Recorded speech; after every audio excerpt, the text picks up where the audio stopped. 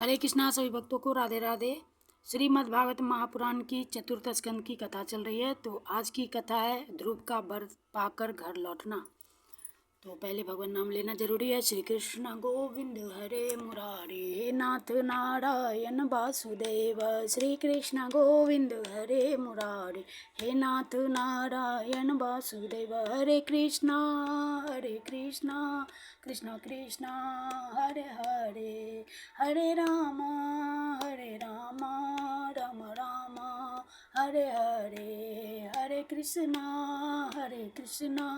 कृष्ण कृष्ण हरे हरे, हरे राम राम राम हरे हरे। हरे कृष्णा कृष्ण कृष्ण हरे हरे, हरे राम राम राम हरे हरे। हरे कृष्णा कृष्ण कृष्ण हरे हरे, हरे राम राम राम हरे हरे। हरि बोल हरि बोल हरि बोल हरि बोल हरि बोल हरि बोल हरि बोल हरि बोल। राधे कृष्णा कृष्ण कृष्ण राधे राधे श्याम श्याम श्याम राधे राधे कृष्ण कृष्ण कृष्ण राधे राधे श्याम श्याम श्याम राधे राधे। बोलिए श्रीमद् भागवत भगवान की जय। श्री सद्गुरुदेव भगवान की जय। वृंदावन बिहारी लाल की जय। जय श्री राधे। भगवान वेदव्यास सुखदेव जी महाराज की जय। ओम नमः पार्वती पते हर हर महादेव की जय। श्रीमद् भागवत भगवान की जय। गिरिराज धरन की जय। जय जय श्री राधे, जय जय श्री राधे, जय जय श्री राधे श्याम। कृष्णाय वासुदेवाय देवकी नंदनाय च नंदगोप कुमाराय गोविंदाय नमो नमः। हे कृष्ण करुणा सिंधु दीन बंधु जगत पते गोपेश गोपिका कांत राधा कांत नमस्तुते।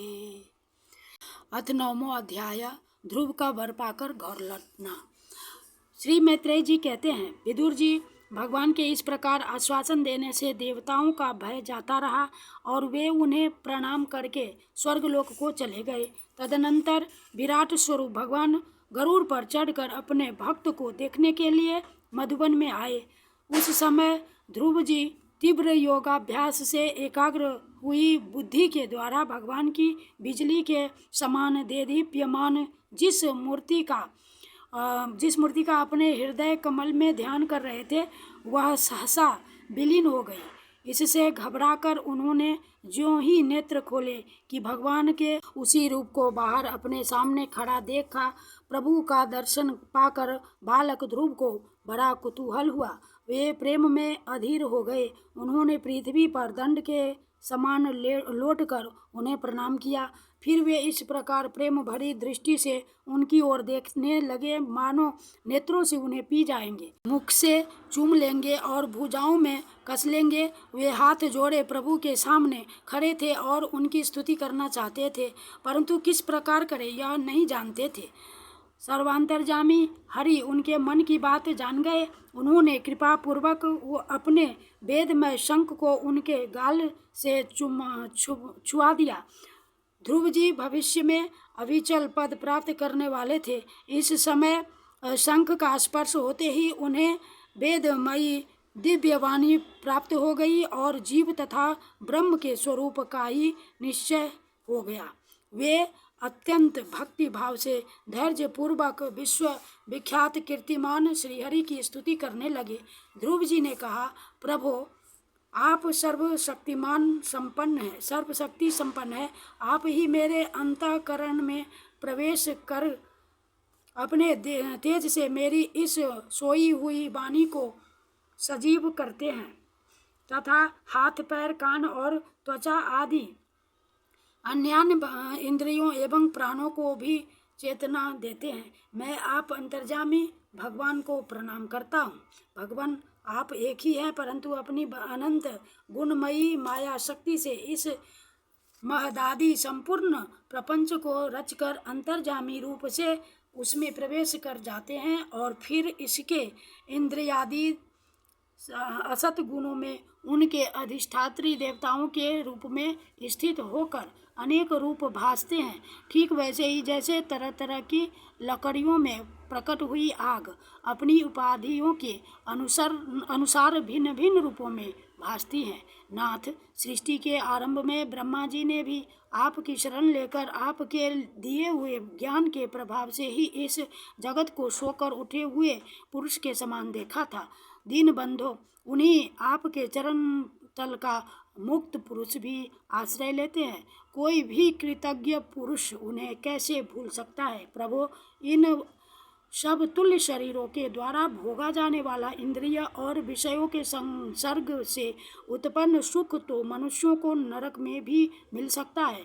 जो लोग इस विषय सुख के लिए ललायित रहते हैं और जो जन्म मरण के बंधन से छुड़ा देने वाले कल्पतरु स्वरूप आपकी उपासना भगवत प्राप्ति के सिवा किसी अन्य उद्देश्य से करते हैं, उनकी बुद्धि अवश्य ही आपकी माया के द्वारा ठगी गई है। नाथ, आपके चरण कमलों का ध्यान करने से और आपके भक्तों के पवित्र चरित्र सुनने से प्राणियों को जो आनंद प्राप्त होता है वह निजानंद स्वरूप ब्रह्म में भी नहीं मिल सकता। फिर जिन्हें काल की तलवार काटे डालती है, उन स्वर्गीय विमानों से गिरने वाले पुरुषों को तो वह सुख मिल ही कैसे सकता है। अनंत परमात्मन, मुझे तो आप उन विशुद्ध हृदय महात्मा भक्तों का संग दीजिए जिनका आप में अविच्छिन्न भक्ति भाव है। उनके संग में मैं आपके गुणों और लीलाओं की कथा सुधा को पी कर उन्मत्त हो जाऊंगा और सहज ही इस अनेक प्रकार के दुखों से पूर्ण भयंकर संसार सागर के उस पार पहुंच जाऊंगा। कमलनाथ प्रभु, जिनका चित्त आपके चरण कमल की सुगंध में लुभाया हुआ है, उन महानुभावों का जो लोग संग करते हैं वो अपने इस अत्यंत प्रिय शरीर और इसके संबंधी पुत्र मित्र गृह और स्त्री आदि की सुधि भी नहीं करते। अजन्मा परमेश्वर, मैं तो पशु वृक्ष पर्वत पक्षी सरीसृप यानी सर्पादि रेंगने वाले जंतु देवता दैत्य और मनुष्य आदि से परिपूर्ण तथा महदादि अनेकों कारणों से संपादित आपके इस सदात्मक स्थूल विश्वरूप को ही जानता हूँ। इससे परे जो आपका परम स्वरूप है, जिसमें वाणी की गति नहीं है, उसका मुझे पता नहीं है। भगवान कल्प का अंत होने पर योग निद्रा में स्थित जो परम पुरुष इस संपूर्ण विश्व को अपने उदर में लीन करके शेष जी के साथ उन्हीं की गोद में शयन करते हैं तथा जिनके नाभि समुद्र से प्रकट हुए सर्व लोकमय सुवर्ण वर्ण कमल से परम तेजोमय ब्रह्मा जी उत्पन्न हुए, वे भगवान आप ही हैं। मैं आपको प्रणाम करता हूँ। प्रभु, आप अपनी अखंड चिन्मयी दृष्टि से बुद्धि की सभी अवस्थाओं के साक्षी हैं तथा नित्य मुक्त शुद्ध सत्वमय सर्वज्ञ परमात्मा स्वरूप निर्विकार आदि पुरुष खड़ैश्वर्य संपन्न एवं तीनों गुणों के अधीश्वर हैं। आप जीव से सर्वथा भिन्न है तथा संसार की स्थिति के लिए यज्ञाधिष्ठाता विष्णु रूप से विराजमान है। आपसे ही विद्या अविद्या आदि विरुद्ध गतियों वाली अनेकों शक्तियाँ धारावाहिक रूप से निरंतर प्रकट होती रहती हैं। आप जगत के कारण अखंड अनादि अनंत आनंदमय निर्विकार ब्रह्म स्वरूप है। मैं आपकी शरण हूँ। भगवान, आप परमानंद मूर्ति हैं। जो लोग ऐसा समझकर निष्काम भाव से आपका निरंतर भजन करते हैं, उनके लिए राज्यादि भोगों की अपेक्षा आपके चरण कमलों की प्राप्ति ही भजन का सच्चा फल है। स्वामीन, यद्यपि बात ऐसी ही है तो भी गौ जैसे अपने तुरंत के जन्मे हुए बछड़े को दूध पिलाती और व्याघ्रादि से बचाती रहती है, उसी प्रकार आप भी भक्तों पर कृपा करने के लिए निरंतर विकल रहने के कारण हम जैसे सब सकाम जीवों की भी कामना पूर्ण करके उनकी संसार भय से रक्षा करते रहते हैं। श्री मैत्रेय जी कहते हैं, विदुर जी, जब शुभ संकल्प वाले मतिमान ध्रुव जी ने इस प्रकार स्तुति की, तब भक्त वत्सल भगवान उनकी प्रशंसा करते हुए कहने लगे। श्री भगवान ने कहा, उत्तम व्रत का पालन करने वाले राजकुमार, मैं तेरे हृदय का संकल्प जानता हूँ। यद्यपि उस पद का प्राप्त होना बहुत कठिन है, तो भी मैं तुझे वह देता हूँ, तेरा कल्याण हो। भद्र, जिस तेजोमय अविनाशी लोक को आज तक किसी ने प्राप्त नहीं किया, जिसके चारों ओर ग्रह नक्षत्र और तारागण रूप ज्योतिष चक्र उसी प्रकार चक्कर काटता रहता है जिस प्रकार मेढी के चारों ओर दंवरी के बैल घूमते रहते हैं। अवान्तर कल्प पर्यंत रहने वाले अन्य लोकों का नाश हो जाने पर भी जो स्थिर रहता है, तथा तारागण के सहित धर्म, अग्नि, कश्यप और शुक्र आदि नक्षत्र एवं सप्तर्षिगण जिसकी प्रदक्षिणा किया करते हैं, वह ध्रुव लोक मैं तुझे देता हूँ। यहाँ भी जब तेरे पिता तुझे राजसिंहासन देकर वन को चले जाएंगे, तब तू 36,000 वर्ष तक धर्म पूर्वक पृथ्वी का पालन करेगा। तेरी इंद्रियों की शक्ति ज्यों की त्यों बनी रहेगी। आगे चलकर किसी समय तेरा भाई उत्तम शिकार खेलता हुआ मारा जाएगा, तब उसकी माता सुरुचि पुत्र प्रेम में पागल होकर उसे वन में खोजती हुई दावानल में प्रवेश कर जाएगी। यज्ञ मेरी प्रिय मूर्ति है, तू अनेकों बड़ी बड़ी दक्षिणाओं वाले यज्ञों के द्वारा मेरा यजन करेगा तथा यहाँ उत्तम उत्तम भोग भोग कर अंत में मेरा ही स्मरण करेगा। इससे तू अंत में संपूर्ण लोकों के वंदनीय और सप्तर्षियों से भी ऊपर मेरे निज धाम को जाएगा, जहाँ पहुँच जाने पर फिर संसार में लौटकर नहीं आना होता है। श्री मैत्रेय जी कहते हैं, बालक ध्रुव से इस प्रकार पूजित हो और उसे अपना पद प्रदान कर भगवान श्री गरुड़ध्वज उसके देखते देखते अपने लोक को चले गए। प्रभु की चरण सेवा से संकल्पित वस्तु प्राप्त हो जाने के कारण यद्यपि ध्रुव जी का संकल्प तो निवृत्त हो गया, किंतु उनका चित्त विशेष प्रसन्न नहीं हुआ। फिर वे अपने नगर को लौट गए। विदुर जी ने पूछा, ब्राह्मण, मायापति श्री हरि का परम पद तो अत्यंत दुर्लभ है और मिलता भी उनके चरण कमलों की उपासना से ही है। ध्रुवजीत भी सार का पूर्ण विवेक रखते थे, फिर एक ही जन्म में उस परम पद को पा लेने पर भी उन्होंने अपने को अकृतार्थ क्यों समझा। श्री मैत्रेय जी ने कहा, ध्रुव जी का हृदय अपनी सौतेली माता के बागवानों से बिंद गया था तथा वर मांगने के समय भी उन्हें उनका स्मरण बना हुआ था। इसी से उन्होंने मुक्तिदाता श्री हरि से मुक्ति नहीं मांगी। अब जब भगवद दर्शन से वह मनोमालिन्य दूर हो गया, तो उन्हें अपनी इस भूल के लिए पश्चाताप हुआ। ध्रुव जी मन ही मन कहने लगे, अहो सनकादि ऊर्ध्वरेता नैष्ठिक ब्रह्मचारी सिद्ध भी जिन्हें समाधि द्वारा अनेकों जन्मों में प्राप्त कर पाते हैं, उन भगवत चरणों की छाया को मैंने 6 महीने में ही पा लिया, किंतु चित्त में दूसरी वासना रहने के कारण मैं फिर उनसे दूर हो गया। अहो मुझ मंद भाग्य की मूर्खता तो देखो, मैंने संसार पाश को काटने वाले प्रभु के पाद पद्मों में पहुंचकर भी उनसे नाशवान वस्तु की ही याचना की। देवताओं को स्वर्गलोक के पश्चात फिर नीचे गिरना होता है, इसलिए वे मेरी भगवत प्राप्ति रूप उच्च स्थिति को सहन नहीं कर सके, अतः उन्होंने ही मेरी बुद्धि को नष्ट कर दिया। तभी तो मुझे दुष्ट ने नारद जी की यथार्थ बात भी स्वीकार नहीं की।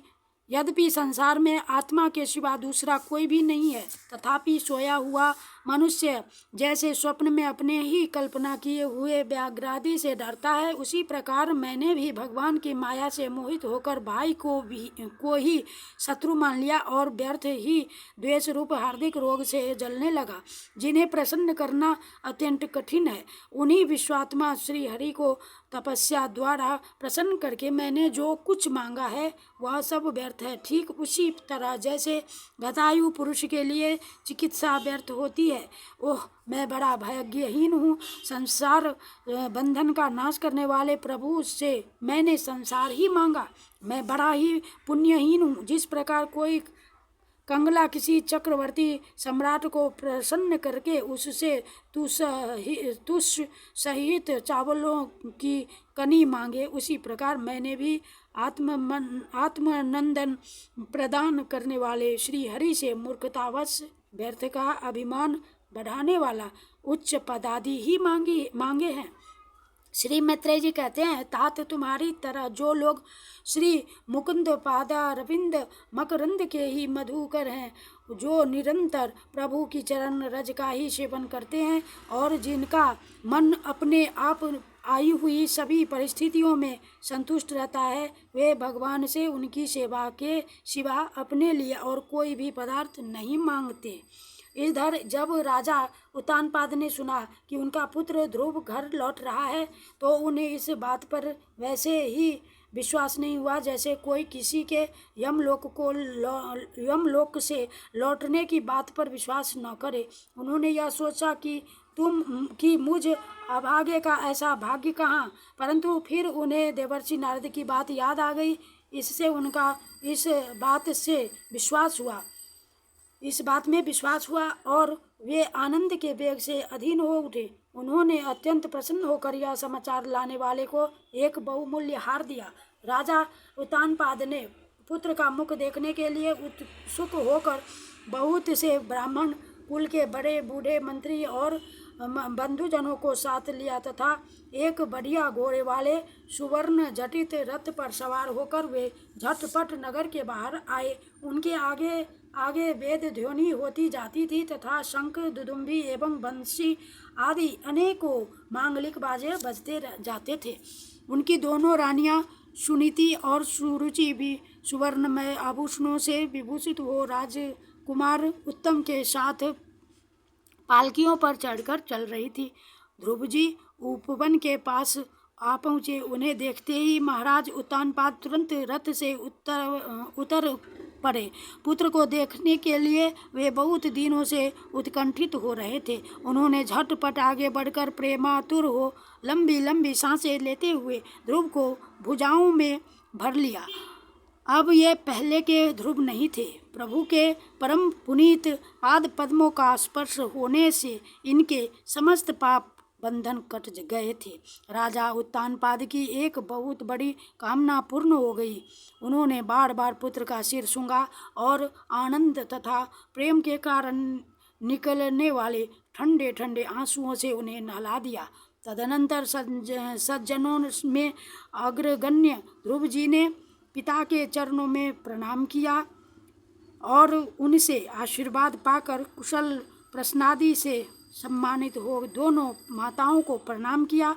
छोटी माता सुरुचि ने अपने चरणों पर झुके हुए बालक ध्रुव को उठाकर हृदय से लगा लिया और अश्रु गदगद वाणी से चिरंजीवी रहो ऐसा आशीर्वाद दिया। जिस प्रकार जल स्वयं ही नीचे की ओर बहने लगता है, उसी प्रकार मैत्री आदि गुणों के कारण जिस पर श्री भगवान प्रसन्न हो जाते हैं, उसके आगे सभी जीव झुक जाते हैं। इधर उत्तम और ध्रुव दोनों ही प्रेम से विवल होकर मिले। एक दूसरे के अंगों का स्पर्श पाकर उन दोनों के ही शरीर में रोमांच हो आया तथा नेत्रों से बार बार आंसुओं की धारा बहने लगी। ध्रुव की माता सुनीति अपने प्राणों से भी प्यारे पुत्र को गले लगाकर सारा संताप भूल गई। उसके सुकुमार अंगों के स्पर्श से उसे बड़ा ही आनंद प्राप्त हुआ। बीरवर विदुर जी वीर माता सुनिधि के स्तन उसके नेत्रों से झरते हुए मंगलमय आनंद अश्रुओं से भीग गए और उनसे बार बार दूध बहने लगा। उस समय पूर्ववासी लोग उनकी प्रशंसा करते हुए कहने लगे, महारानी जी, आपका लाल बहुत दिनों से खोया हुआ था, सौभाग्यवश अब वह लौट आया। यह हम सबका दुख दूर करने वाला है, बहुत दिनों तक भूमंडल की रक्षा करेगा। आपने अवश्य ही शरणागत भय भंजन श्री हरि की उपासना की है। उनका निरंतर ध्यान करने वाले धीर पुरुष परम दुर्जय मृत्यु को भी जीत लेते हैं।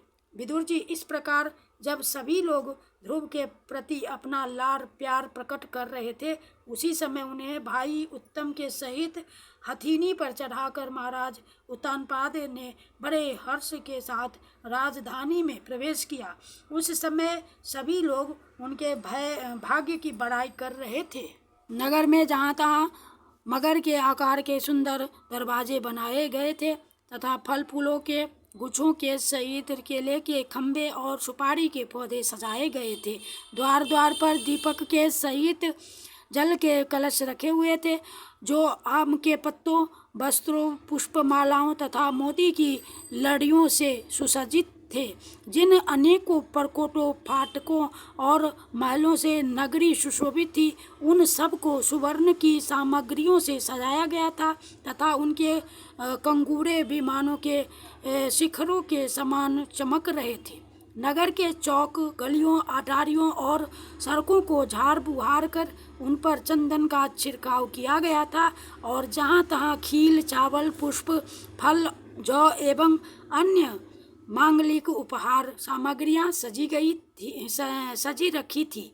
ध्रुव जी राजमार्ग से जा रहे थे। उस समय जहाँ तहाँ नगर की शीलवती सुंदरियाँ उन्हें देखने को एकत्र हो रही थी। उन्होंने वात्सल्य भाव से अनेकों शुभ आशीर्वाद देते हुए उन पर सफ़ेद सरसों, अक्षत, दही, जल, दुर्वा, पुष्प और फलों की वर्षा की। इस प्रकार उनके मनोहर गीत सुनते हुए ध्रुव जी ने अपने पिता के महल में प्रवेश किया। वह श्रेष्ठ भवन महामूल्य मणियों की लड़ियों से सुसज्जित था।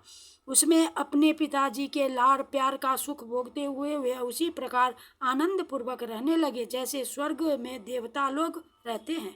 वहाँ दूध के फेन के समान सफ़ेद और कोमल सज्जाएं, हाथी दांत के पलंग, सुनहरी कामदार पर्दे, बहुमूल्य आसन और बहुत सा सोने का सामान था।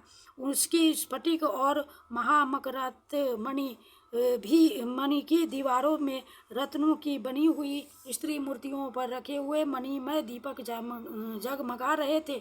उस महल के चारों ओर अनेक जाति के दिव्य वृक्षों से सुशोभित उद्यान थे, जिनमें नर और मादा पक्षियों का कलरव तथा मतवाले भंवरों का गुंजार होता रहता था। उन बागीचों में वैदुर्य मणि यानी पुखराज की सीढ़ियों से सुशोभित बावलियाँ थीं, जिनमें लाल, नीले और सफ़ेद रंग के कमल खिले रहते थे तथा हंस, कारंडव, चकवा एवं सारस आदि पक्षी क्रीड़ा करते रहते थे। राजर्षि उत्तानपाद ने अपने पुत्र के अति अद्भुत प्रभाव की बात देवर्षि नारद से पहले ही सुन रखी थी। अब उसे प्रत्यक्ष वैसा ही देखकर उन्हें बड़ा आश्चर्य हुआ। फिर यह देखकर कि अब ध्रुव तरुणावस्था को प्राप्त हो गए हैं, अमात्य वर्ग उन्हें आदर की दृष्टि से देखते हैं तथा प्रजा का भी उन पर अनुराग है, उन्होंने उन्हें निखिल भूमंडल के राज्य पर अभिषिक्त कर दिया और आप वृद्धावस्था आई जानकर आत्मस्वरूप का चिंतन करते हुए संसार से विरक्त होकर वन को चल दिए। इति श्रीमद्भगवते महापुराणे परमहंस्यां संहितायां चतुर्थस्कन्धे ध्रुवराज्याभिषेक वर्णनं नाम नवमो अध्यायः। श्रीकृष्णार्पणं कृष्णार्पणं श्रीकृष्ण गोविंद हरे मुरारे हे नाथ नारायण वासुदेव। श्रीकृष्ण गोविंद हरे मुरारे हे नाथ नारायण वासुदेव। हरे कृष्ण कृष्ण कृष्ण हरे हरे, हरे राम राम राम हरे हरे, हरे कृष्ण कृष्ण कृष्ण हरे हरे, हरे राम राम हरे हरे, हरे कृष्ण कृष्ण कृष्ण हरे हरे, हरे राम राम हरे हरे। गोविंद बोलो हरि गोपाल बोलो, राधा रमन हरि गोविंद बोलो हरि गोपाल बोलो, राधा रमन हरि गोविंद बोलो हरि गोपाल बोलो, राधा रमन हरि गोविंद बोलो। हरि बोल हरि बोल हरि बोल हरि बोल हरि बोल हरि बोल हरि बोल हरि बोल। हरि बोल हरि बोल हरि बोल हरि बोल। राधे कृष्णा कृष्ण कृष्ण राधे राधे राधे श्याम श्याम राधे राधे राधे कृष्ण कृष्ण कृष्ण राधे राधे श्याम श्याम राधे कृष्ण कृष्ण राधे श्याम राधे श्याम मिला दे राधे श्याम मिला दे राधे श्याम मिला दे राधे श्री राधे राधे राधे जय राधे राधे राधे राधे राधे राधे राधे जय राधे राधे राधे राधे राधे जय जय श्री राधे श्री वृंदावन बिहारी लाल की जय द्वारकाधीश। ओम कृष्णाय वासुदेवाय हरे परमात्मने प्रणतक्लेशनाशाय गोविंदाय नमो नमः। हे कृष्ण करुणा सिंधु दीन बंधु जगतपते गोपेश गोपिका कांत राधा कांत नमस्तुते। बोलिए श्रीमद् भागवत भगवान की जय, गिरिराज धरण की जय, सतगुरुदेव भगवान। ओम नमः पार्वती पति हर हर महादेव की जय। जय जय श्री राधे जय जय श्री राधे जय जय श्री राधे श्याम श्री वृंदावन धाम।